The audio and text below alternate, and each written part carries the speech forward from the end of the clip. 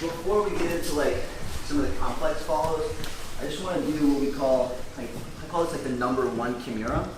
It's basically just like the initiating sequence. And it's important to realize that you can do this from butterfly, but also if you're a half guard player and you use a lot of like kimura when you're using half guard, you can create the same situation. I don't play half guard, so for me it's always the shoulder crunch. Okay? When we want to get in, I'm going to try to grab this hand. You guys are always playing really tight elbows in butterfly, so it can be hard to get this double inside connection. I'm going to grab the hand like this, just a V grip, and then I'm going to go power tie. As I turn his thumb down, it makes a hole here. Makes it pretty easy to access my underhook. So now I connect my hands, and I start bringing his shoulder all the way to my chest. Now, like from here, if you look at my shoulders relative to my hips, my shoulders are right over. So if he drives into me here, he can put me down quite well. I can always stretch him back out, but we're in kind of like locked in this battle. So when I want to establish my position, I just put my right foot in the hip pocket and then move my butt behind my hips, or behind my shoulders. Now when he drives in, I have a lot more like ability to stay up. I feel like good here. When it's time to attack the kimura, what I'm going to do is take my right foot, and I cross it to the other side, and I want to contour his hip as best I can here.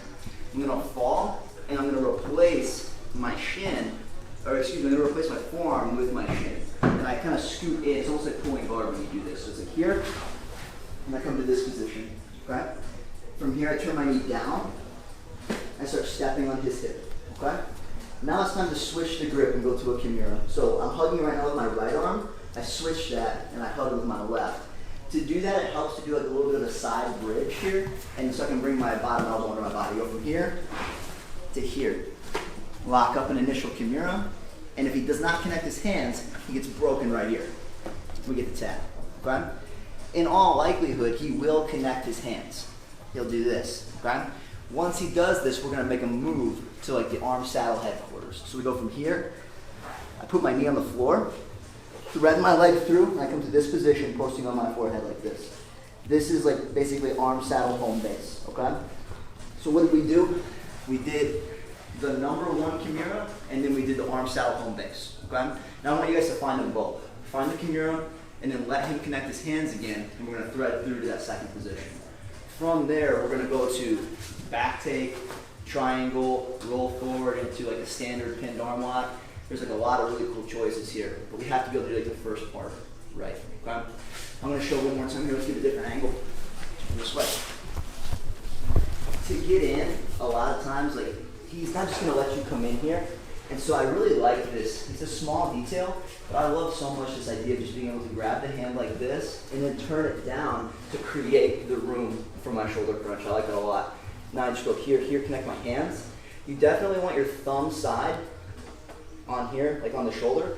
A lot of guys will sometimes use their pinky when they're first learning this. Like, feel the pressure here. I'm going to squeeze you hard, all right?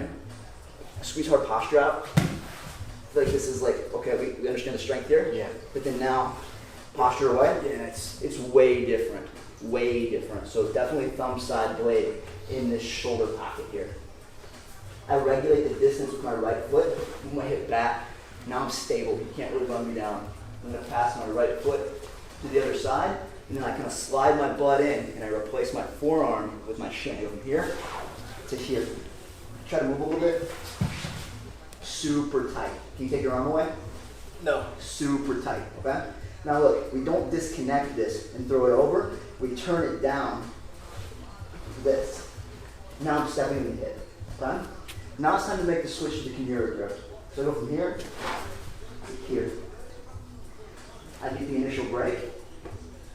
In reality, he connects his hands. So I put my right knee on the ground to pop up, thread my leg through, and now I'm up here like this, okay? The keys to making this not feel like that you're just totally posting everything on your head is to curl your hamstrings and then to hang on this kimura grip. That's what makes it so it's not like terribly uncomfortable to be here. But in reality, you're only gonna be there for like a second before you determine like if you're gonna go over your right shoulder or your left. It just kind of depends. You know, maybe you're just gonna pause there, okay? Questions here, guys? Good? All right, on to it. Let's do it. 1, 2, 3.